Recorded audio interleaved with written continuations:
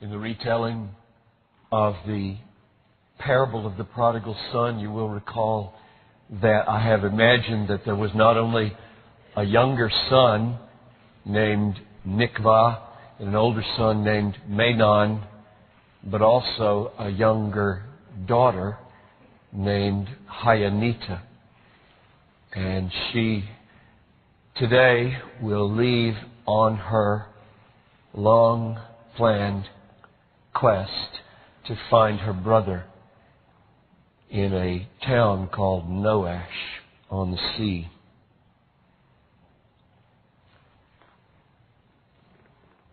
The old man leaned against the beam beside his ramp and watched a dream unfold before his weakened eyes, and prayed that Hayanita's prize would be her brother's life. He raised his empty arm and smiled, amazed that 10 years had not broken the resolve and hope in her that she would be the way her brother would come home. He waved once more and stood there on the porch and watched her take the final turn from sight and make her way toward Noash on the coast. He thought, "Your mother's brawn and beauty mingle well in you, my child. I know what she would do if she were here. She'd look at me and say, 'It's time to eat.' Then she would go inside and spread the meal and wait for news that Haya's heel had crushed the serpent's head of lies and freed her son to be the prize of Hayanita's quest." The old man lingered. Better than he told or wished to tell, he knew the way to Noash and the town. The day would not go down until some knave would hurl a slur against his brave and tender girl. The road that leads to Noash has a lure, but breeds a grief and anguish in the pure. 5 days she walked and slept at night in synagogues or in the sight of one, if rabbis were unsure that she was scrupulous. The poor would take her in and make a place, and she would say at dawn, "May grace abound to you, and would you pray that very soon my brother may receive me in the way you did?" And then she ventured on and bid them all farewell until she came to Noash by the sea. The flame above the curving rim of blue and rolling waves fell blazing through the evening haze and boiled with blood-red spray, it seemed, and sent a flood of molten crimson flowing forth on the horizon to the north and south. She climbed a hill outside the town so she could watch and tried to put herself in Nikva's place and thought, "I wonder if his face is ever set to climb this hill and watch the west and feel the thrill of what I see, an image of the heritage our father's love bequeaths to us in endless seas of golden grain that roll like these great waves and blaze with fire like them in beauty, but do not condemn the seamen who embark and fail, but only those who will not sail." She wondered, as the sun went down, where she should stay the night, in town or on a nearby farm. And as she prayed, she thought, "My father has a lot of rooms and loves to share. Perhaps there is a farm somewhere nearby with rooms and with a heart like his." She raised her head, and partway up the hill along the road, an old man with a crooked goad and scrawny goat walked slowly from the field, and as he sang a psalm, made his way home. His face was thin, and on his neck there was more skin than there was meat to fill. She knew the psalm. It made her tremble through the twilight and rejoice. The man must be some distant kin and clan to know this song. And yet, it did not bode well for her brother's bid to live if wealth had taken wing. Just barely, she could hear him sing, "When the staff is broken and in judgment spoken, righteousness is heard. Think not God is silent, though the famine violent. This is but His word. He stands not to give account. It is we who must before Him. Come, let us adore Him." "Excuse me, sir. I'm looking for a place to stay. A simple floor or porch. I have a blanket of my own. Perhaps a roof above my head, that's all." The old man gazed a long time. Then he said, "Amazed. I am amazed." He said I'd see and be amazed. Who said you'd be amazed? At what? Your father said I'd be amazed. Well, shake my head. I truly am amazed. You look just like them. Who? Her voice shook. Your father and your brother. There, the chin, the cheek, the nose, the hair. Amazing. Sir, which brother do you mean? I mean the one you came to find. Nikva. You know my brother's name. And yours. Although you don't know me. Your given name is Hayanita. And your fame has come before you. He told me for years that one day I would see you on the road to Noash. In your blood, he said.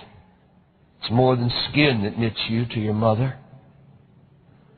And I add, your father.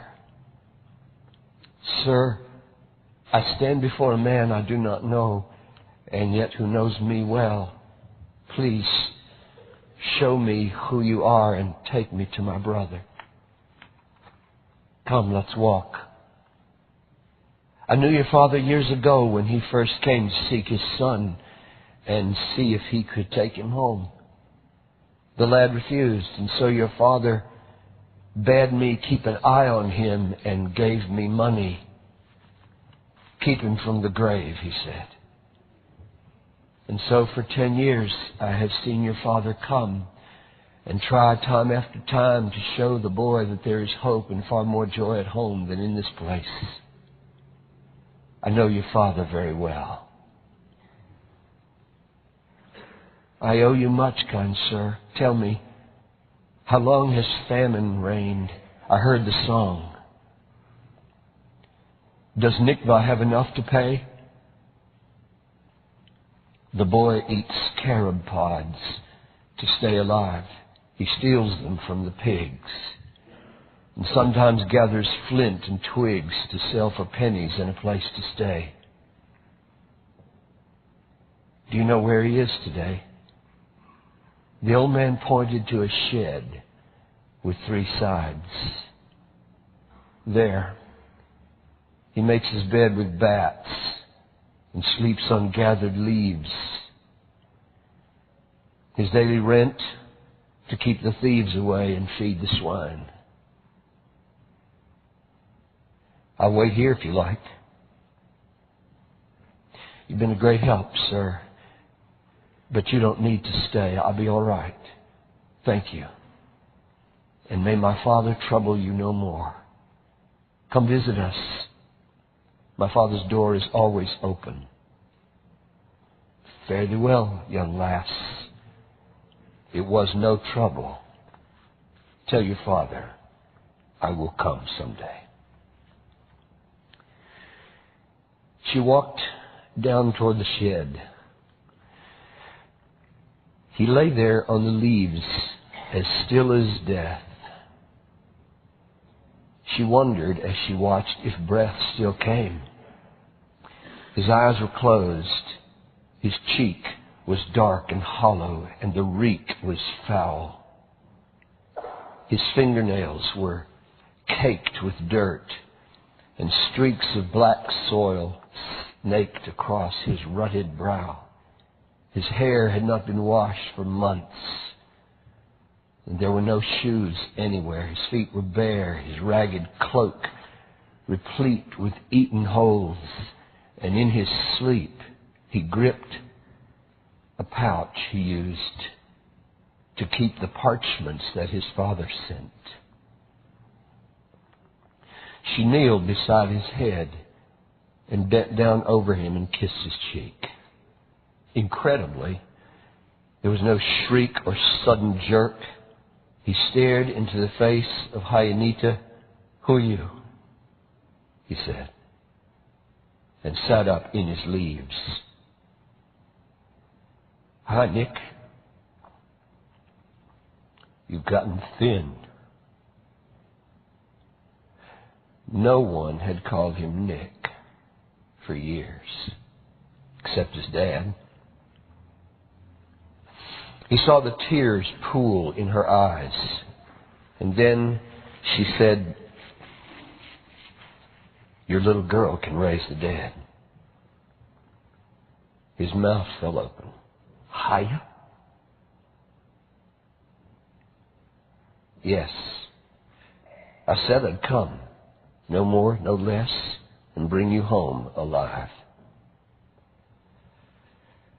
The last time I saw you, you hadn't passed 4 feet. You must be 18 now." He pushed the hair back from her brow. "It's really you. Did you come by yourself?" "Yes." "Why? You want to die? This city is a pit. It blinds the young with dazzling names, then binds and swallows them alive." "I'm here to bring you home," she said. "It's clear you don't belong. As clear as mud. Look, Haya, you don't know the crud inside. You don't know who I am. Hear this, my brother. I do damn those words and call them lies. It's you who don't know who you are. It's true there is a mystery. What makes you think the dazzled dupes and fakes of Noash can declare the true and wonderful design of who you are? One knows, and only one, who Nikva is. And when you're done with dabbling in the darkness here, all dazzling as it is, the clear, bright air of eastern skies will bring you home to him. And I will sing. Awake, O sleeper from the grave. You are a son and not a slave. They sat in silence for a long, long time. He was amazed how strong this little girl of 8 had grown. And then she changed her look and tone. He built a porch just after you had left. It faces west. We knew what it was for. He'll be there, Nick. And we'll not quench a smoldering wick. Come home with me. Even tonight. I have some bread. The moon is bright. It's cooler in the dark, and we can sleep by day. Please, come with me. And quietly, the fetters and the folly fell. She took his hand, and where he had before said no 100 times, he said, Let's go. Come, children, carry fire, and make this candle blaze. And may Christ take this second flame and with it burn up every hopeless word and turn the fatal dream of false despair into the bright and living air that blows down from the Father's farm. And may you feel the mighty arm of God lift you into the light of truth and put an end to night. We do not know ourselves aright until we have the Father's light.